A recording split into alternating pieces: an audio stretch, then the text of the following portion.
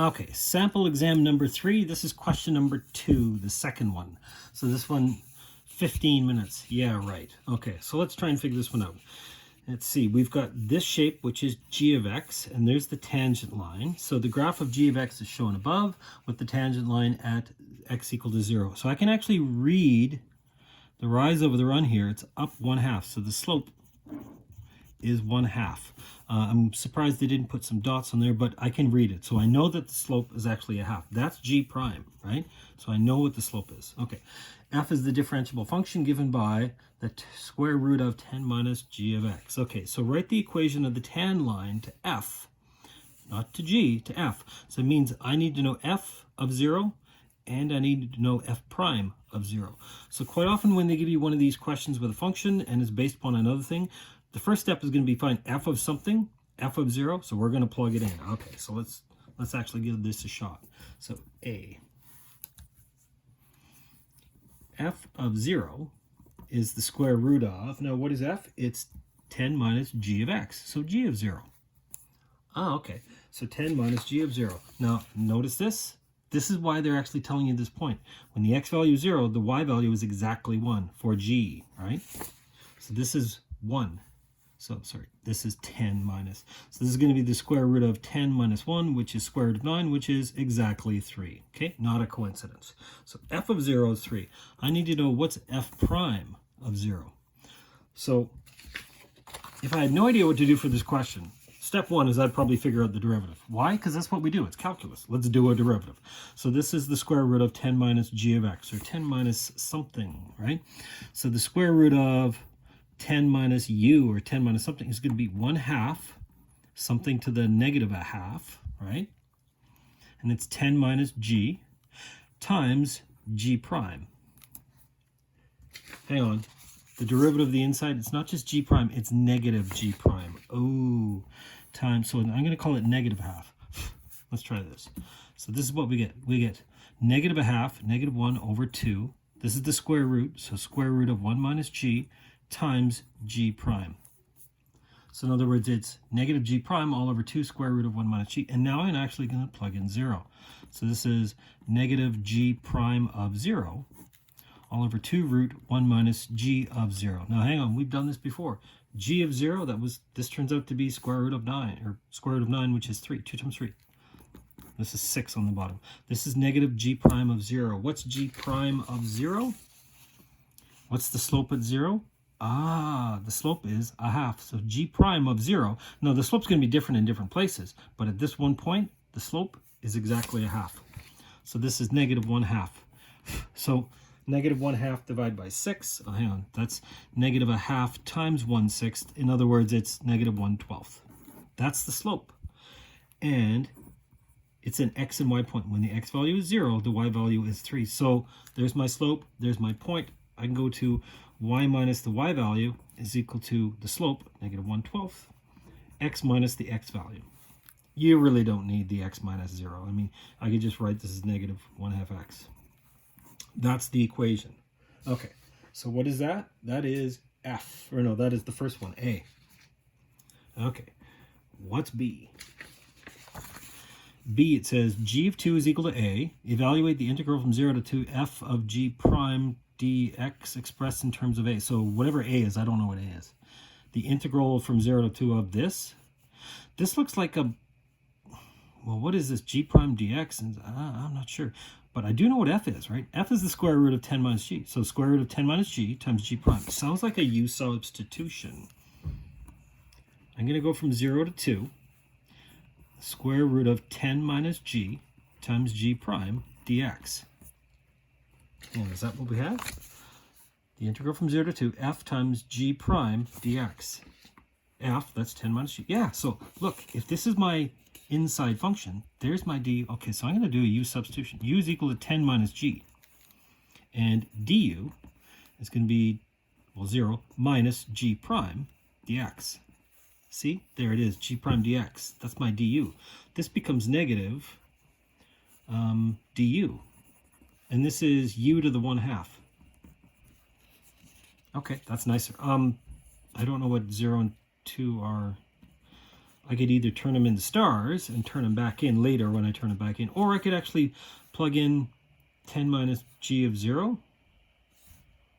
I do know g of 0, right? So if I took 0 and plugged it in right now, 10 minus g of 0, we already did g of 0. G of 0 is 1. So this is 10 minus 1. Oh, this becomes 9. Oh, that's not bad. Now let's take 2. 2 and plug it in. 10 minus g of 2. 10 minus g of 2. I don't know what g of 2 is. In the question, they told you g of 2 is a. This becomes 10 minus a. So 10 minus a. I could either turn them into stars or change the interval. Let's change the interval because it's actually not that ugly. Because this, now I'm just going to do, let's do the negative. We'll flip these two around. So this becomes 1/2. This becomes u to the 3 over 2 times 2/3 from 9 to 10 minus a. Okay, and I can actually plug these in. This is 2/3, 9 to the 3 over 2 minus 2/3, 10 minus a to the 3 over 2. And it says express it as a function of a. This is a function of a. It's not pretty, but it's kind of done. This one I can probably clean this up. I know that 9 to the 3 over 2, that means the square root of 9, 3. 3 cubed is 27. So this is 2/3 times 27 minus 2/3. I don't think this is going to get any better. I mean, I could turn this into the square root of 10 minus a cubed. Who cares? You're better off leaving it like this. These are the exact same thing. This is just going to become 18. 18 minus blah, blah, blah. This is kind of done, right? Because it's not going to get any better. And by the way, they said express it as in terms of a. Okay. Evaluate this limit. I wonder if this is a L'Hopital thing. Of course it is. Because L'Hopital's rule says if you get 0 over 0, indeterminate form, you can do the derivative, right? Now, we didn't do that way back in the limits chapter because we didn't know what derivatives were. So we were doing derivatives algebraically. The whole idea of using L'Hopital's rule is that I can use derivatives in order to figure out limits. So let's figure out what is that limit first off. So what was it? It was C. This one is the limit as x approaches 0. What is it? F minus 3 all over g minus e to the 2x. Okay, well, when I plug in 0, I'm going to get g of 0. Remember, g of 0 is 1. This becomes 1 minus e to the 0, which is 1. I need to know what f of 0 is. F of 0, I did that in the very, very beginning. This is why we did this in the beginning of the question. F of 0 turns out to be 2. This becomes 3 minus 3. Look, this becomes 0 over 0, which is an indeterminate form. Therefore, by L'Hopital's rule,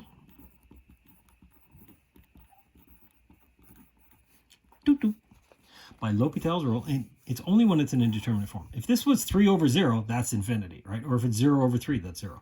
So by L'Hopital's rule, this should equal the limit as x approaches 0 of the derivative f prime minus 0 all over g prime minus, now what's the derivative of e to the 2x? It's e to the 2x times 2. Okay, so now I can actually plug this in. So this is going to be limit as x goes to, I probably don't need the limit now, f prime of 0 all over g prime of 0 minus 2e to the 0. F prime of 0, we did that in our very, very first question. F prime of 0 turned out to be negative 1/12. Because f was the different function, right? G prime of 0, remember? G prime of 0, our slope at 0 is 1/2. So this is 1/2 minus 2. So yeah, whatever this is. Negative 1/12 divided by 1 minus 2 is negative 3/2. So in other words, times negative 2/3. I'm going to get negative 2/36. I'm going to get negative 1/18. That's the limit. Okay. Last part. D. What is D? Last part. It says, is there a guaranteed value? Sounds like a mean value theorem. On the interval from 0 to 1.5, such that f prime is equal to 0. Okay, so hang on. I'm talking about from 0 to 1.5, right? X values from 0 to 1.5. What's f of 0? Remember, that was the very, very first thing we did way off the bat. F of 0 is equal to 3. What's f of 1.5? I don't know. Well, hang on. Remember, f was this, 10 minus, well, square root of 10 minus g. And g of 1.5, hey, there's a reason why they told me that one. G of 1.5 is 1. I can plug in 1, 10 minus 1. It's going to be the square root of 9. This is the square root of 10 minus, 10 minus 1, which also turns out to be, you know what this is? Remember, this is where you started at 3 and you end at 1.5 at 3, which means, I don't know what happens in between. This was called, well, this is the mean value theorem, but this was called Rolle's theorem, where you start and end at the exact same height, which means the average slope between these two is 0. Average slope is equal to 0. And is it a continuous function? Is this in guaranteed f? F is defined. G is always defined, right? It's always defined. And it's 10 minus the square root. This is well defined. So f is smooth and continuous. Therefore, the mean value theorem applies, right? Because it's always continuous. And therefore, if the average slope is 0, and it is, because I'm starting and ending at the same height, right? Average slope is equal to 0. Therefore, there exists a c value somewhere in the interval from 0 to 1.5, such that f prime of c is equal to 0. I wasn't sure where to begin, but until I saw this, f prime of c is equal to 0, I remembered that that's the last part of my mean value theorem. Now, actually, you may not remember, but this is actually called Rolle's theorem. You're probably not going to have to state that. But Rolle's theorem was a specific case where you're starting and ending at the same height. So that means that the average has to be 0. Mean value theorem means it's just going to be the average between 2 points. It doesn't have to be 0. But if you do the rise over the run, that's what you get. Okay. There's the second question.